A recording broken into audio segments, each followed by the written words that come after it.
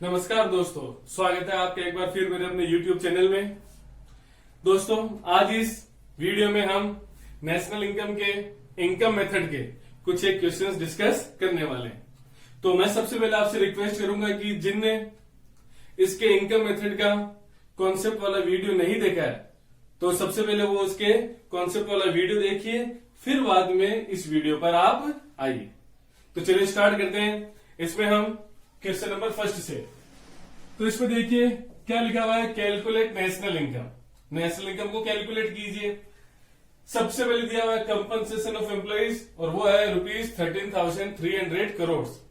तो जब हमारे पास कंपनसेशन ऑफ एम्प्लॉइज दिया हुआ होता है, इसका मतलब क्या हो गया कि कंपनसेशन ऑफ एम्प्लॉइज में तीन चीजें इंक्लूड होती है, wages and salaries in cash plus in kind और plus contribution to social security scheme.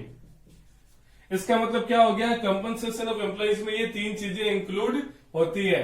तो जब हमको अगर ये डेटा गिवन है तो अब हमें इन तीन चीजों से कोई लेना देना नहीं है। सेकंड देखो क्या लिखा हुआ, wages in kind.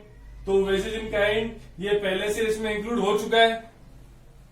Third number दे रखा है इनडायरेक्ट टैक्सेस, इसका भी कोई यूज नहीं है। फिर दे रखा है gross domestic fixed capital formation. दोस्तों ये डेटा तो हमारे लिए एक्सपेंडिचर मेथड जब हम करेंगे उस समय हमारे लिए काम में आने वाला है। फिर हमको दे रखा है ऑपरेटिंग सरप्लस। तो आपको कुछ याद आया होगा, ऑपरेटिंग सरप्लस में तीन चीजें इंक्लूड होती है। कौन कौन सी? ऑपरेटिंग सरप्लस में rent and royalty plus interest और प्लस प्रॉफिट। इसका मतलब क्या हो गया कि यदि हमें ऑपरेटिंग सरप्लस दिया हुआ है तो अब हमें इन तीन चीजों से कोई लेना देना नहीं है। ठीक है। फिर दे रखा है mixed income of the self employed और फिर दे रखा है NFIA और फिर दे रखा है नेट एक्सपोर्ट। तो दोस्तों सवाल देखने से हमें यह पता चलता है कि इसमें ज्यादातर डेटा इनकम मेथड के कंपोनेंट के दे रखे हैं। तो हम नेशनल इनकम भी अब इनकम मेथड के हिसाब से कैलकुलेट करेंगे। तो देखिए इसका फॉर्मूला क्या होता है, calculation of national income by income method. ये लिखना बहुत जरूरी है। जब हम इनकम मेथड से कैलकुलेट करते हैं तब हमारे पास क्या चीज आती है, NDP8FC। ये हमेशा से आपको ध्यान में रखना होता है कि फॉर्मूला से हमें कौन सी चीज डराइव होती है। यदि आपको ये नहीं मालूम तो फिर आपके आगे जाके प्रॉब्लम हो सकती है। तो फॉर्मूला में स्टेप नंबर फर्स्ट क्या हो जाएगा, NDP8FC। इसका फॉर्मूला क्या होता है, compensation of employees plus rent and royalty plus interest plus profit और प्लस लास्ट में मिक्स्ड इनकम। तो देखिए यहां पर कंपनसेशन ऑफ एम्प्लॉइज तो हमें दिया हुआ है, लेकिन इन तीनों की जगह हमारे पास क्या दे रखा है, ऑपरेटिंग सरप्लस दे रखा है। तो फॉर्मूला आपस से चेंज क्या हो जाएगा, compensation of employees plus operating surplus plus mixed income. तो इसका देखो क्या होगा डेटा, इसका हो जाएगा 13,300, ये गिवन है। ऑपरेटिंग सरप्लस का क्या हो जाएगा 5,000, ये भी गिवन है। फिर उसके बाद में मिक्स्ड इनकम का क्या हो जाएगा 16,100, ये रहा। तो इससे हमारे पास NDP8FC आ जाएगा ₹34,400 करोड़। ओके। अब आता है हमारा step number second. Step number second ये कहता है कि आपसे सवाल में जो पूछा गया है अब हमें उसको कैलकुलेट करना है। तो सवाल में हमसे पूछा गया नेशनल इनकम, मतलब क्या हो गया NNP8FC, ये हमें कैलकुलेट करना है। तो हमारे पास पहले से NDP8FC है। फिर मैंने आपको एक ट्रिक समझाई थी, हमें क्या करना होता है कि जो आइटम मिसमैच हो रहा है उसी को हम क्या करेंगे, यहाँ पे एड लेस करेंगे। तो देखिए यहाँ पर N से N मतलब क्या हो गया, नेट से नेट मिल रहा है तो कोई एडजस्टमेंट नहीं होगा। फिर यहाँ पे डोमेस्टिक है, यहाँ पे क्या है नेशनल। जब हम डोमेस्टिक से नेशनल पर जाते हैं, जब हम डोमेस्टिक से नेशनल पर जाएंगे तो हम वहां पर NFIA को ऐड करते हैं। तो ये हमने NFIA ऐड कर दिया, P से P गया और फैक्टर कॉस्ट से फैक्टर कॉस्ट गई। तो ये हमारा फॉर्मूला बन गया। अब देखो यहाँ पे 34,400 तो हमारे पास गिवन है, ये हमने लिख दिया यहाँ पे। फिर इसके बाद में NFIA कितना है यहाँ पे 300, तो ये NFIA भी मैंने यहाँ पे 300 लिख दिया और हमारा आंसर क्या हो गया 34,700 करोड़। तो इस प्रकार से दोस्तों हमें ये ध्यान में रखना होता है कि फॉर्मूला से हमें कौन सी चीज डराइव होती है और फिर क्वेश्चन उनसे क्या पूछता है। ठीक है, चलिए अब एक सवाल और कर लेते हैं। इसमें देखो क्या लिखा हुआ है, कैलकुलेट नेशनल इनकम। तो इसमें हमारे पास क्या है डेटा, सबसे पहले लिखा हुआ नेट एक्सपोर्ट्स -70, फिर लिखा हुआ कंपनसेशन ऑफ एम्प्लॉइज 800। तो कंपनसेशन में तीनों चीजें ऐड होती है, wages and salaries in cash and kind and contribution to social security scheme. अब हमारे पास अगर इन कैश, इन काइंड या सोशल सिक्योरिटी स्कीम का डेटा आएगा तो अब वो हमारे कुछ काम का नहीं है, क्योंकि हमारे पास फाइनल फिगर आ चुका है। फिर उसके बाद दे रखा है हमारे पास यहाँ पे मिक्स्ड इनकम, फिर दे रखा है यहाँ पे NFIA, फिर दे रखा है net retained earning. Net retained earning ये किसका पार्ट है, आपने अगर ध्यान दिया हो तो प्रॉफिट भी क्या चीजें ऐड होती है, profit is equal to tax plus dividend plus retained earning. इसका मतलब क्या हो गया कि हम अगर इन तीनों को ऐड करेंगे तब जाकर हमारे पास क्या आएगा, प्रॉफिट आएगा। ठीक है, फिर इसके बाद में क्या दे रखा है, रेंट। रेंट भी काम का है हमारे। फिर इसके बाद दे रखा है प्रॉफिट। अब जब प्रॉफिट ही हमको 600 का गिवन है तो अब हमें इन डेटा को ध्यान में रखने की जरूरत नहीं है। फिर इसके बाद में क्या दे रखा है, कंजप्शन ऑफ फिक्स्ड कैपिटल। इस चीज को क्या बोलते हैं, इसको हम बोलते हैं depreciation. Consumption of fixed capital को हम डेप्रिसिएशन भी बोलते हैं। फिर इसके बाद दे रखा है इंटरेस्ट 450 का, फिर दे रखा है टैक्स और लास्ट में दे रखा है नेट इनडायरेक्ट टैक्स। तो यहां पर कॉर्पोरेट टैक्स ये रहा और फिर इसके बाद में नेट रिटेन अर्निंग ये रही। तो इन दोनों के हमें अब जरूरत नहीं है, क्योंकि हमारे पास प्रॉफिट का डेटा अवेलेबल है। तो चलिए स्टार्ट करते हैं सोल्यूशन। फर्स्ट स्टेप हमारा क्या होगा, NDPAT क्यों, क्योंकि यहां पर इसको देखने से हमें ये मालूम चल रहा है कि अधिकतर जो डेटा है वो इनकम मेथड के हैं। तो जब डेटा इनकम मेथड के हैं तो हमारा सॉल्यूशन भी इनकम मेथड से किया जाएगा। तो इसमें देखिए COE, इसको क्या बोलते हैं, compensation of employee plus rent and royalty plus interest plus profit और प्लस मिक्स्ड इनकम। तो COE हमें गिवन है कितना, 800, ये हमने लिख दिया यहाँ पे। फिर रेंट कितना यहाँ पे 350, ये भी हमने लिख दिया।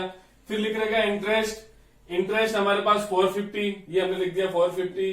प्रॉफिट कितना हमारे पास, प्रॉफिट ये रहा 600 का, तो ये भी हमने लिख दिया 600। फिर इसके बाद क्या दे रखा है, मिक्स्ड इनकम। तो मिक्स्ड इनकम हमारे यहाँ पर कितनी है, 900, तो ये भी हमने लिख दिया 900।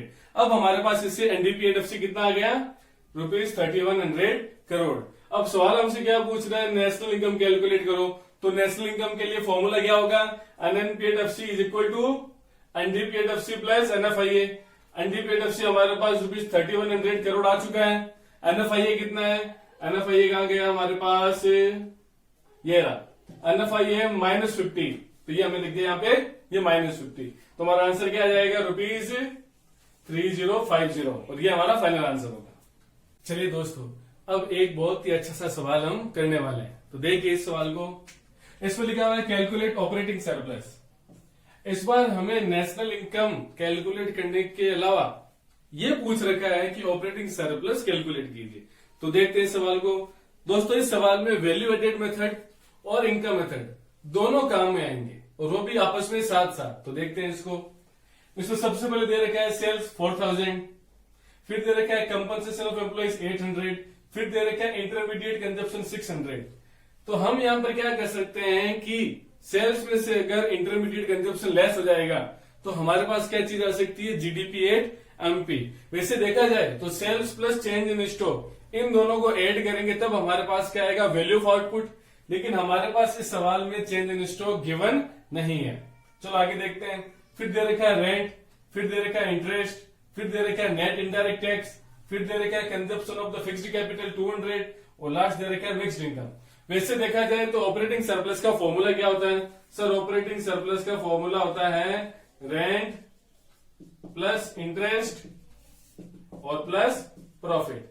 लेकिन अब हमारे पास यहां पर रेंट तो है, इंटरेस्ट है, लेकिन क्या प्रॉफिट है क्या, ये भी नहीं है। तो हम यहां पर ऑपरेटिंग सरप्लस कैलकुलेट नहीं कर पाएंगे। इसका मतलब क्या हो गया, हमें यहां पर डेटा के हिसाब से वैल्यू एडेड मेथड को काम में लेना पड़ेगा। तो देखिए किस हिसाब से, वैल्यू एडेड मेथड में जब हम GDP8MP को कैलकुलेट करते हैं तो उसका फॉर्मूला होता है value of output minus intermediate consumption. तो वैल्यू ऑफ आउटपुट हम यहां पर क्या मानेंगे 4000, क्योंकि सेल्स के साथ में चेंज इन स्टॉक का डेटा गिवन नहीं है, तो यहां पर सेल्स ही वैल्यू ऑफ आउटपुट मानी जाएगी। तो ये हो गया 4000। इंटरमीडिएट कंजप्शन कितना हमारे पास यहाँ पर 600, यह भी हमने लिख दिया 600। तो हमारे पास जीडीपी एट एमपी क्या आ जाएगा सर? जीडीपी एट एमपी हमारे पास आ जाएगा ₹3400 करोड़। लेकिन अब यहां पर एक चीज और देखने वाली है, जीडीपी एट एमपी यदि हम इनकम मेथड से निकालते हैं तो उसका फॉर्मूला क्या होगा? तो देखो यहां पर जीडीपी एट एमपी, इसका फॉर्मूले के लिए हमें क्या करना पड़ेगा? एनडीपी एट एफसी, इसको एक अलग से ले लेते हैं हम। तो जीडीपी एट एमपी का क्या हो जाएगा? एनडीपी एट एफसी, इसमें प्लस कर देंगे डेप्रिसिएशन और प्लस कर देंगे एनआईटी, तो हमारे पास क्या आ जाएगा? जीडीपी एट एमपी आ जाएगा। क्योंकि एनडीपी एट एफसी मतलब क्या चीज होगी? इनकम मेथड में जब हम compensation of employee plus rent plus interest plus profit plus mixed income को ऐड करेंगे तब हमारे पास एनडीपी एट एफसी आता है। उसी में अगर हम डेप्रिसिएशन और एनआईटी अगर प्लस कर देंगे तो भी हमारे पास क्या आ जाएगा? जीडीपी एट एमपी आ जाएगा। अब इस फॉर्मूला को हम इलोबरेट करते हैं, तो देखिए किस प्रकार से इलोबरेट होगा। एनडीपी एट एफसी को हम compensation of employee plus operating surplus, क्योंकि हमारे पास ऑपरेटिंग सरप्लस ही हमें कैलकुलेट करना है। फिर इसके बाद में देखिए नेक्स्ट क्या आ जाएगा? Mixed income. ये 1, 2 और 3 ये तीनों मिलाकर अभी तक क्या हुआ है हमारे पास? एनडीपी एट एफसी हुआ है। फिर इसमें क्या कर देंगे हम? प्लस कर देंगे डेप्रिसिएशन और इसमें प्लस क्या कर देंगे हम? एनआईटी। ठीक है, तो देखिए जीडीपी एट एमपी का डेटा हमें गिवन है, ये रहा, यहां से ले लिया हमने, है ना।